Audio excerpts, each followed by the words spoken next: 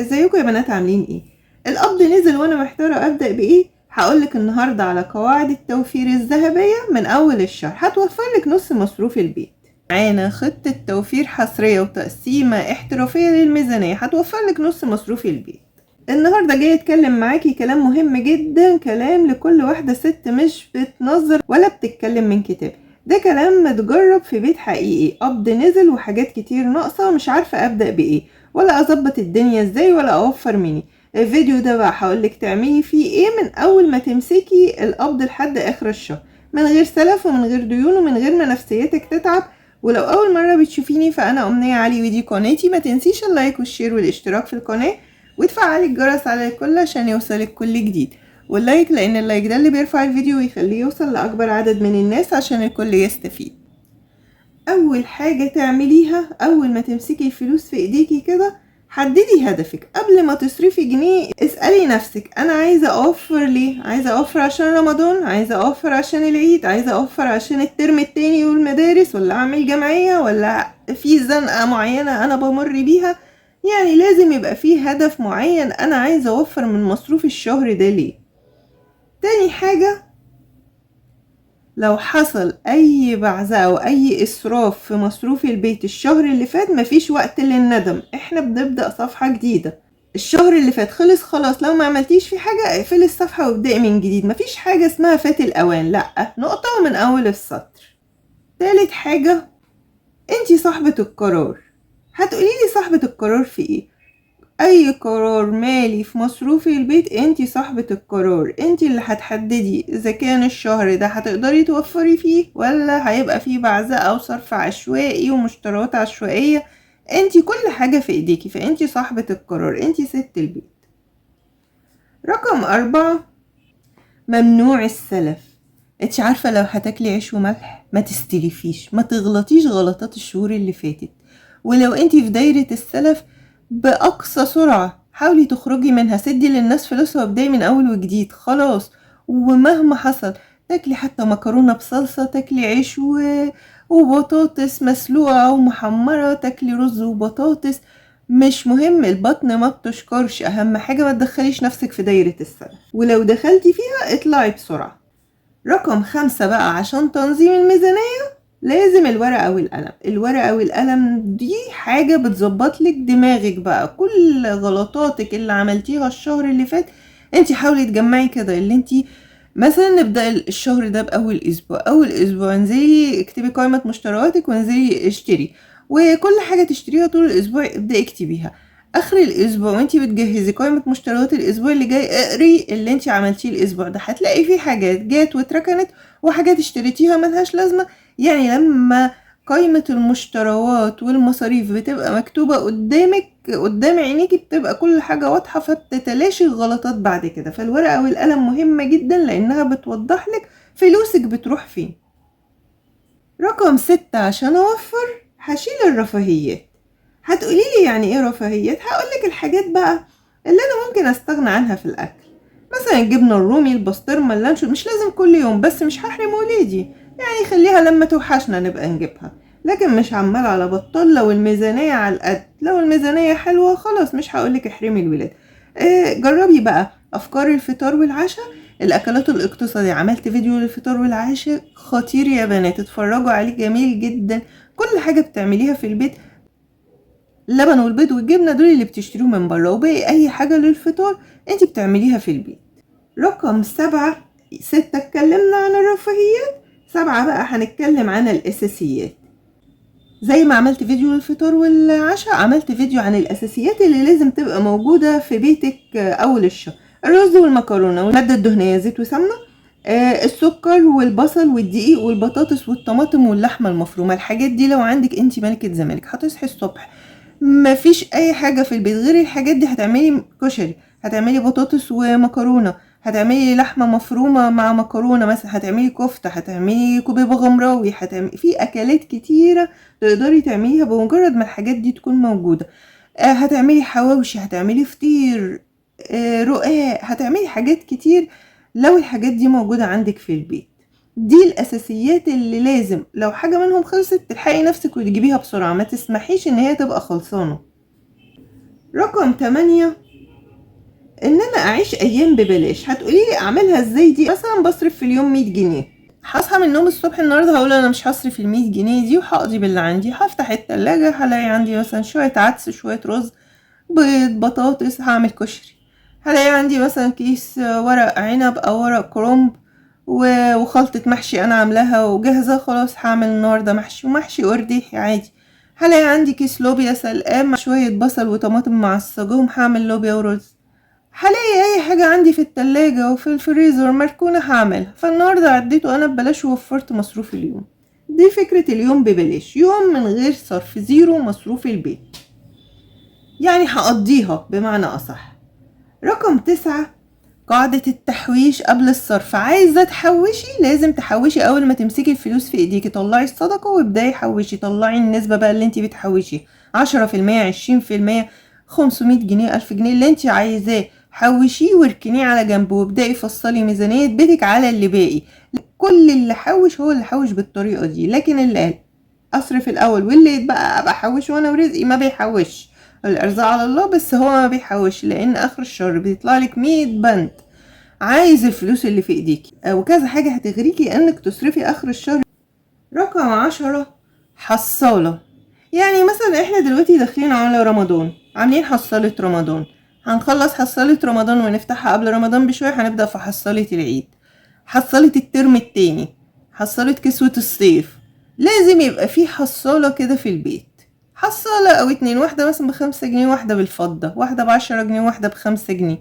لازم يبقى في حصالة او اتنين في البيت انت عاملاهم، دي هتفك عليكي كتير. عملنا الاول حصالة ال10 جنيه وحصالة المدارس والمصيف وال5 جنيه وكسوة الشتاء، وعملنا حصالة رمضان وحصالة العيد. في كل شوية بنعمل حصالة، نخلص الحصالة دي وممكن يبقى حصالتين في وقت واحد، نخلص الحصالة دي نبدأ في اللي بعدها. رقم 11 الفواتير. مثلا الكهرباء عندك مثلا بتعمل 300 جنيه، خليهم 350، كفة ال300 تمام. زادت على 50 اوكي هاخد ال50. جات ال300 زي ما انا متعودة كل شهر يبقى ال50 هشيلها. يعني انا اقصد ان انتي وانتي بتقسمي ميزانية البيت زودي كل فاتورة 50 جنيه او 100 جنيه، يعني على حسب امكانياتك، بحيث ان هي لو جات زادت يبقى انتي عاملة حسابك، ما زادتش وكانت زي الشهر اللي فات يبقى الزيادة ال50 جنيه او ال100 جنيه هاخدها احطها في الحصالة، هحطها يعني في بند التحويش. رقم 12 الصدقة. الصدقة طبعا انا بقولها في كل الفيديوهات في الاول، فكلنا عارفينها ان الصدقة دي لازم تطلع اول حاجة اول ما تمسكي الفلوس، حتى لو 5 جنيه، لو سندوتش فول، لو طبق اكل من عندك، اي حاجة تقدري تطلعيها طلعيها، لواحدة جارتك، لواحدة بتربي ايتام، لحد من عمال النظافة في الشارع، اي حد محتاج اديله حتى لو 5 جنيه. صدقيني الصدقة دي بتنفع كتير جدا، وهي اللي بتبارك في مصروف البيت وفي اي حاجة، في مرتبك وفي معيشتك وفي كل حياتك. رقم 13 اعمل بقى جرد للتلاجة والفريزر ودولاب المطبخ، واكتب كل اللي موجود عندي في قائمة كده، وافصل اكلات عليها. لقيت كيس لوبيا مثلا وكيس لحمة مفرومة مع عدس ورز ومكرونة، هعمل يوم طاجن مكرونة باللحمة المفرومة، هعمل مثلا كشري، هعمل لوبيا ورز، هعدي كذا يوم. يبقى انا دلوقتي لما اعمل جرد للتلاجة والفريزر ودولاب المطبخ واطلع 5-6 اكلات، دلوقتي انا الشهر عندي 30 يوم وطلعت 5-6 اكلات، ولنفرض 6 اكلات، يبقى هخصم ال6 ايام اللي انا طلعت اكلهم من ال30 يوم، يبقى هقسم ميزانية الشهر الجديد على 24 يوم. حلو قوي كده، يعني انا ريحت نفسي وريحت ميزانيتي. رقم 14 هعمل بقى قائمة بالموجود واعمل منيو اكلات، دي تابعة لجرد التلاجة والفريزر. ناقصني حاجة هكتبها في قائمة المشتريات. رقم 15 الشراء المدروس، ان انا اعمل قائمة مشتريات حتى في الايام اللي هي انا عاملاها بناء على جرد التلاجة والفريزر ودولاب المطبخ، بكتب قائمة مشتريات. الحاجة اللي ناقصة مثلا هعمل عندي مثلا لقيت عندي حتة لحمة مفرومة ومكرونة، انا عايزة اعمل مكرونة بشاميل، ناقصني لبن مثلا، هجيب لبن. يعني هكمل الحاجة، مش هوقف الاكل عشان حاجة ناقصاني، لا هحطها في قائمة المشتريات، وانا بشتري الطلبات هشتريها. الشراء المدروس ده بيوفر كتير جدا، لانك لو نزلتي السوق او السوبر ماركت من غير قائمة المشتريات هتشتري حاجات كتير ملهاش لازمة. ونصيحة، لما انزلي طبعا واكلة وشاربة المشروب المفضل اللي انتي بتحبيه عشان تبقي في كامل طاقتك، وما تبقيش جعانة فتروحي تشتري حاجات ملهاش لازمة. طبعا ما تاخديش الاولاد، لانك لو اخدتي حد من الاولاد هتشتري كمية حلويات رهيبة جدا. طبعا كلنا قلبنا ضعيف جنب طلباتهم، فاحنا بنوفر، فاحنا بنجيب لهم وبنديهم مصروف، فملهاش لازمة بقى الطلبات اللي ملهاش لازمة. رقم 16، توفير جزئي ليكي انك تعملي مصروف زيك زي الاولاد. 5 جنيه 10 جنيه واعملي حصالة وابدأي حوش. لو 10 جنيه في اليوم هتعملي 300 جنيه في الشهر، بعد 10 شهور 3000. وقلنا على طرق كتيرة ان انت ازاي تطلعي من مصروف البيت فلوس، في فيديوهات كتير يا بنات على القناة للتوفير، اتمنى تشوفوها، هتعجبكم جدا. وازاي مثلا لو 10 جنيه في اليوم، ازاي بعد 10 شهور هيبقوا 3000. ممكن في الشهر العاشر ده تدخلي جمعية كمان ب3000، يبقى معاكي 6000 جنيه. بسرعة بسرعة بسرعة بقى انزلي اشتري حاجة دهب، حتى لو نص جرام. عايزة تشتري الشهر ده، عايزة تدخلي مثلا شهر رمضان وانتي معاكي فلوس وبتقدري تحوشي 300 جنيه في الشهر، اعملي جمعية واقبضيها انتي الاول، هيبقى معاكي 3000 جنيه. عايزة اكتر، بتحوشي مثلا 500، ادخلي جمعية واقبضيها انتي الاول، هيبقى معاكي 5000 جنيه. وانتي كده كده بتقدري تحوشي 500 جنيه من غير اي ضغط. انتي عودتي ميزانية بيتك على التحويش، انك تاخدي منها الجزء ده. عايزة بقى تصرفيهم في البيت مثلا على دخلة رمضان، لو انتي ما عملتيش اي تجهيزات لتجهيزات رمضان في الشهور اللي فاتت، خلاص اعملي كده. عملتي بقى وانتي جاهزة فعلا لرمضان، انزلي اشتري بيها اي حاجة دهب، حتى لو قفل السلسلة، ده بيحفظ لك قيمة الفلوس. تيجي بعد 10 شهور، يعني شوفي السنة اللي فاتت الدهب كان بكام، زايد 50% واكتر.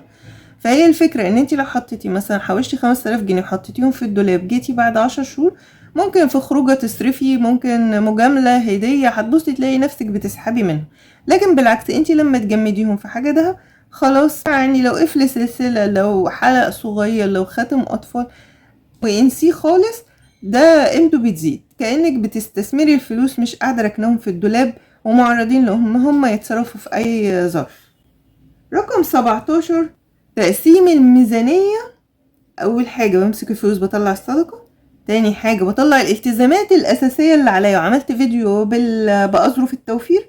بطلع الالتزامات، الايجار والفواتير والعلاج والدروس والمواصلات، كل الالتزامات الاساسية، المصاريف الثابتة اللي عليا بطلعها. والباقي بيتقسم ازاي؟ بيتقسم بقسمة 50 30 20. 50 للاكل، و30 للطلبات البيت، و20% للادخار والطوارئ. عايزة تخليهم 20% للادخار، تمام. عايزة تخليهم 10% ادخار و10% طوارئ، تمام. وانا ارجح انهم 10% ادخار و10% طوارئ. شيل 10% الاول، ده لو ميزانيتك صغير. شيل 10% الاول للادخار، وشيل الطوارئ على جنب. احتجتيهم، اي حاجة تحصل، اي ظرف طارئ، جهاز يعطل، حد من الاولاد لا قدر الله يتعب، تحتاجي كشف، تحتاجي دكتور، تحتاجي علاج، اي ظرف طارئ، يبقى عندك فلوس كده على جنب. ما تروحيش بقى تجري للسلف، او انك تأجلي وهي حاجة ضرورية عشان ما فيش فلوس، او انك تكسري التحويشة. دي فايدة الطوارئ.